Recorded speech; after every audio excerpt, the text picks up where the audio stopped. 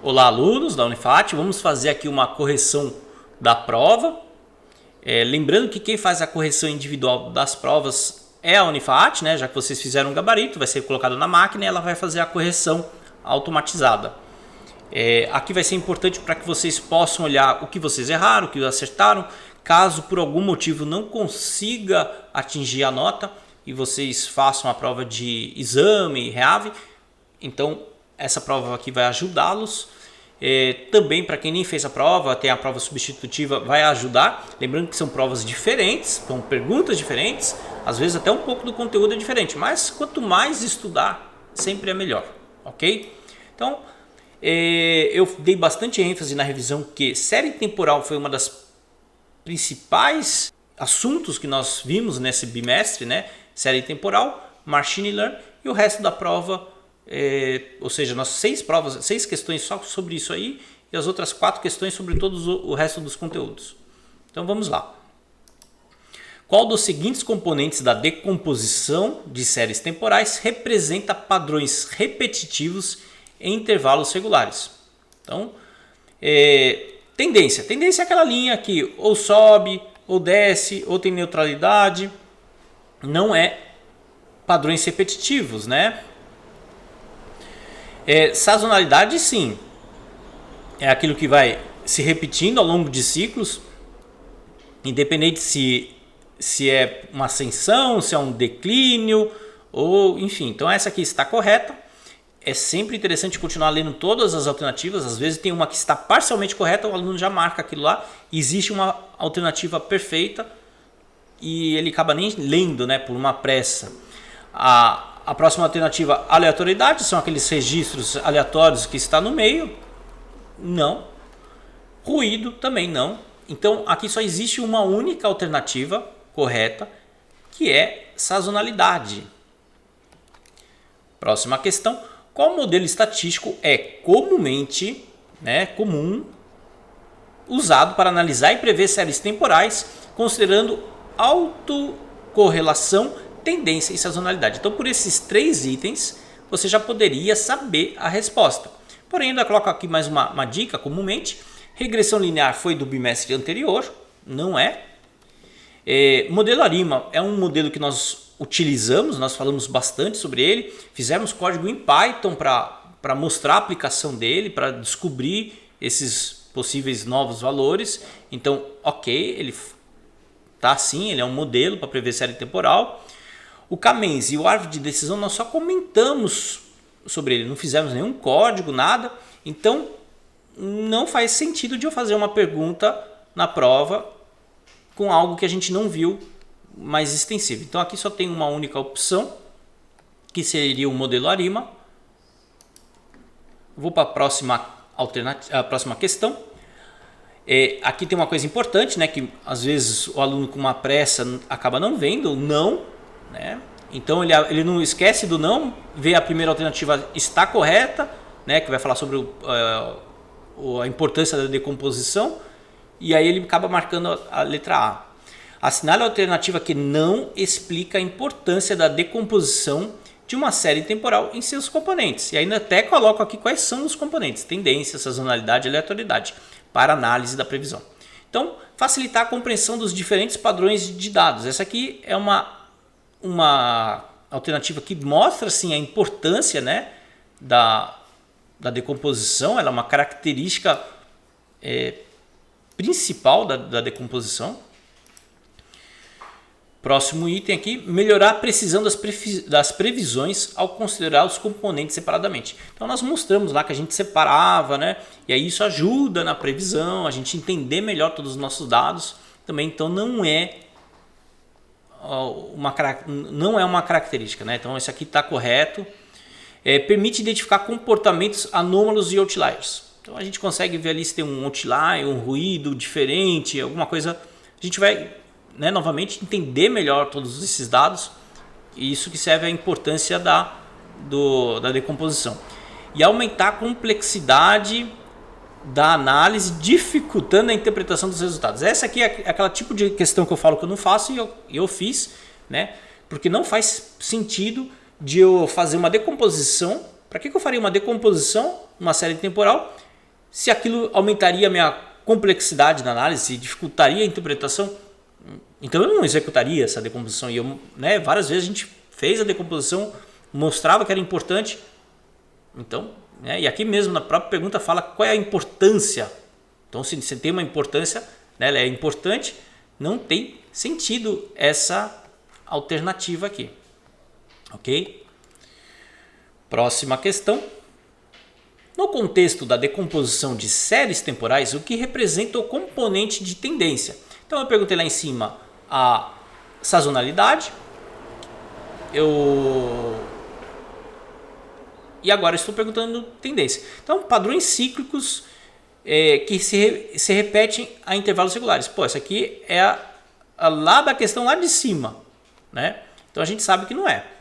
A direção geral da série ao longo do tempo indicando crescimento, declínio ou estabilidade. Perfeito. Crescimento, o declínio ou estabilidade. Essa aqui já está correta. Vamos continuar lendo, né? Flutuações aleatórias ou imprevisíveis da série. Isso aqui é a parte de aleatoriedade, né? Não é. Valores atípicos que se desviam significativamente do padrão geral. Isso aqui são os outliers, os ruídos. Então não é. Aqui nós temos só uma alternativa, que é a letra B. Ok, pessoal? Vamos para a próxima. Qual das seguintes opções não é uma característica do Hadoop? Então, aqui foi a parte de Big Data, né? E se nós lembrarmos, nós comparamos o Hadoop com o Spark, né? Então, Spark. Então, era versus, né? E aí o Hadoop, ele tem escalabilidade, né? Porque nós colocamos vários computadores comuns, né? Então alguns grandes, alguns pequenininhos, e eles vão montar uma rede, né? Então escalabilidade é uma característica sim do Hadoop. Eu quero aqui não é característica. Tolerância à falha. Se eu tenho uma escalabilidade, se eu tenho, né, que a escalabilidade eu posso aumentar aqui o número de máquinas, é só adicionar qualquer tipo de máquina. Isso me ajuda também a tolerância de falha, porque se essa máquina aqui pifar e essa pifar, não tem problema, eu tenho outras. Então, essa aqui também é uma característica do Hadoop. Processamento na memória RAM. Era justamente a briga entre o Spark e o Hadoop. O Spark é na memória RAM. O Hadoop não. O Hadoop a gente está falando do caminhão para Big Data, né? Ele é o cara que é aquele mais robusto, né?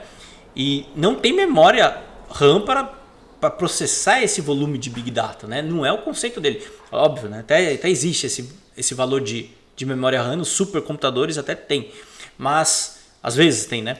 Mas isso, a gente está falando de meia dúzia de computador no mundo que possa ter essa memória RAM de terabytes de dados. Então, não é uma característica do Hadoop, né? Então, essa aqui não é. Custo-benefício. O Hadoop tem essa característica de custo-benefício, já que não é supercomputadores. Quando a gente vai comprar lá um supercomputador, você tem que pedir para Intel, ou para AMD, ou para Nvidia, ou para Fujitsu. Tem meia dúzia de empresas no mundo que tem capacidade HP para fazer supercomputadores. Aí ele faz aquelas que parece um armário, né? São vários. O Hadoop não. O Hadoop é aqueles computador doméstico que você monta um monte. Então isso aqui é uma característica do Hadoop. Então aqui nós temos só a letra C, que não é uma característica do Hadoop. Qual a principal função do MapReduce no Hadoop? Eu usei lá aquele exemplo da biblioteca, né? Então, armazenar dados de um sistema de arquivos distribuído. Não, esse aqui é o do HDFS. Então, não é característica do MapReduce. Processar grandes volumes de dados de forma paralela. Mas esse aqui está correto. Vamos ver se tem uma melhor ainda. Gerenciar recursos do cluster? Não. Consultar dados utilizando a linguagem SQL? Muito menos. Então, a melhor alternativa aqui está mais perfeita, é a nossa letra B.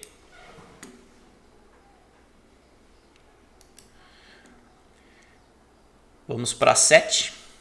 O que não é uma função principal do Power BI? Então, visualizar dados, sim, é uma parte do processo do Power BI. A gente faz aquela preparação dos dados, né? Faz o tratamento dos dados, visualiza os dados, publica relatório e tal. Então, esse é aqueles ciclos do Power BI. Então, visualizar dados é uma das principais funções do Power BI. Armazenar dados não é. A gente até consegue fazer com outra ferramenta que é o Microsoft Fabric, mas não é a característica do Power BI, ele não é para armazenar dados, ele vai buscar a fonte de algum lugar, né? E ele fica vinculado a essa fonte, inclusive é uma das características que você muda os dados, o relatório já está pronto, né? Então não é. Preparação dos dados faz parte das etapas, né, das principais funções aqui. Publicar relatórios, no final de tudo do Power BI, o que você quer? Publicar relatórios. Então aqui nós temos que não é uma característica, não é uma função principal do Power BI, é o armazenamento de dados. Vamos para a próxima, essa aqui é uma pergunta importante, né? O que é ETL? ETL no contexto de análise de dados. Então, em várias aulas, inclusive na segunda aula, sem ainda a gente tocar no assunto de ETL, a gente já estava fazendo ETL, né? Que é o processo ali de extrair os dados, transformar e depois de tudo pronto a gente carregava esses dados.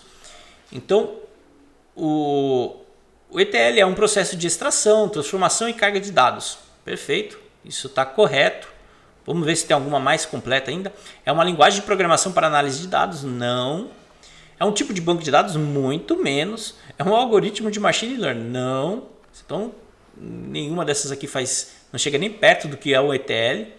Isso aqui é uma alternativa fácil, né? Pelo descarte das outras alternativas.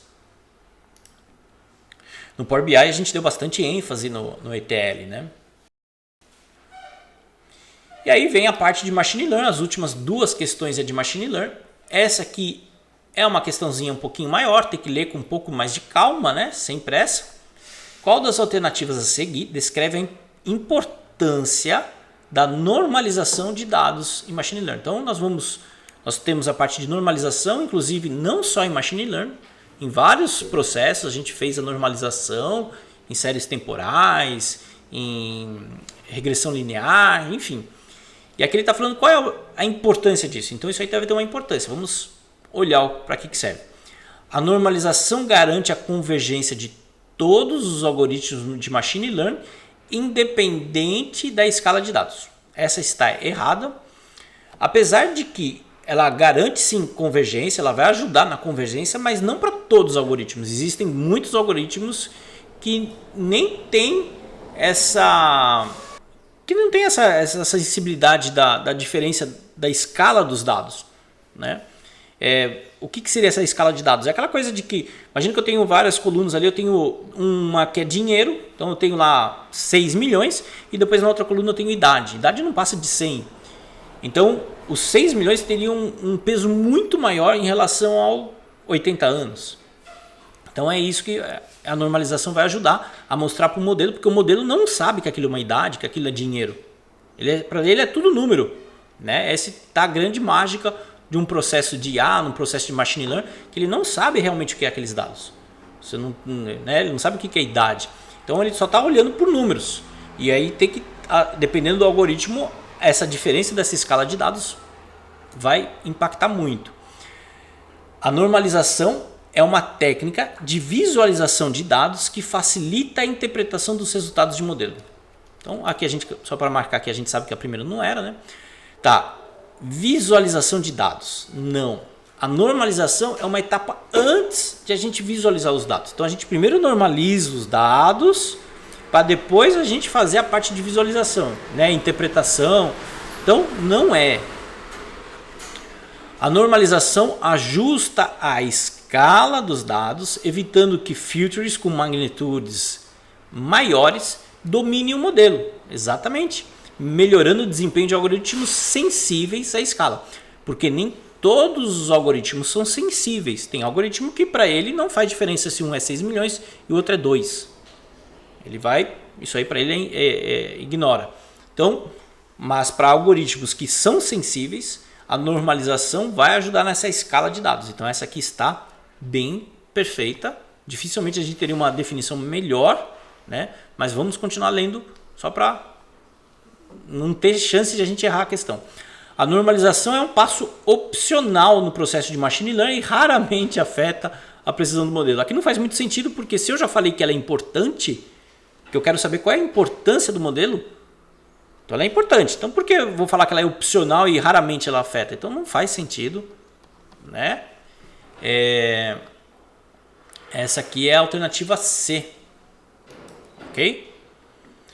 Qual das seguintes opções não é um tipo de aprendizado de machine learning? Essa aqui é a única questão que eu já fiz até hoje, em qualquer disciplina, que eu usei uma questão que foi utilizada no TATF.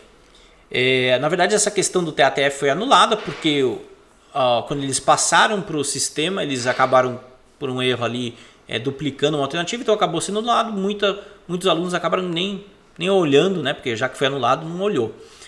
Mas ela era importante, né? Então, nós temos vários tipos de aprendizado de machine learning.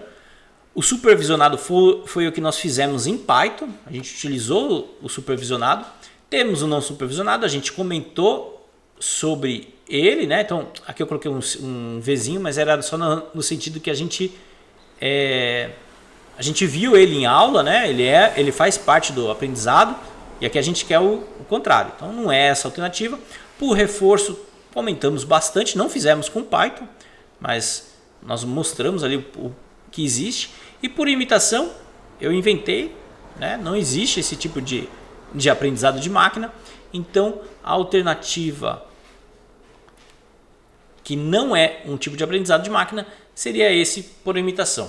Ok, pessoal? Espero que todos tenham ido bem na prova. Quem não foi, por favor, estude um pouco mais, utilize esse material, a revisão e principalmente os PDFs que foram disponibilizados para vocês.